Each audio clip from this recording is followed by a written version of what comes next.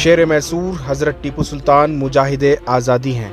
इनके योम पैदाइश पूरे मुल्क में मनाई जा रही है। सरकार मनाए या न मनाए, इससे कोई फ़र्क नहीं पड़ता। पूरा मुल्क पहले भी मनाता था, अब भी मना रहा है। कांग्रेस लीडर पीजेड ज़मीर अहमद खान ने कहा है कि टीपू सुल्तान मर्द मुजाहिद हैं। टीपू सुल्तान की योम पैदाइश को मनाने से कोई हमें रोक नहीं सकता। आइए जानते हैं कि टीपू सुल्तान के ताल्लुक से पीजेड ज़मीर अहमद खान क्या कह रहे हैं। नहीं, ये आप लोग में गलत इन्फॉर्मेशन है कि टिप्पू जयंती कांग्रेस हुकूमत में बनाते थे, अभी बीजेपी हुकूमत आकर उसको रोक दी करके।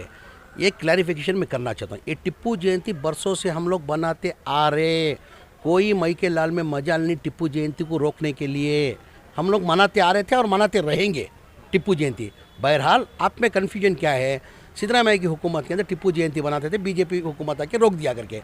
ये ऑफिशियली जो बैंक्वेट हॉल में जो करते थे गवर्नमेंट की जानिब से, जो टिप्पू जयंती बीजेपी वाले वो रद्द किए, और टिप्पू जयंती से बनाने को कोई भी मई का लाल रोक सकता नहीं। हम लोग बनाते थे और बनाते रहेंगे, और शानदार तरीके से हम लोग टिप्पू जयंती बनाएंगे, इसको कोई भी रोक सकता नहीं। पहले फ्रीडम फाइटर है, पूरे देश के लिए उन्होंने अपनी नहीं, वही तो मैं न बोलता हूँ। मैं अभी उनके बारे में जानकर, उनकी जो कुर्बानियाँ देखकर, सिद्धरामैया ने ये तय करके टिप्पू जयंती गवर्नमेंट से बनाना करके डिसाइड करके बनाते आ रहे थे। बीजेपी वाले उसको रोक दिया भी। यानी ये नहीं कि टिप्पू जयंती तुम बैंक्वेट हॉल में बनाना रोक दिया बोले तो पूरे कर्नाटका के अंदर रोक दिए।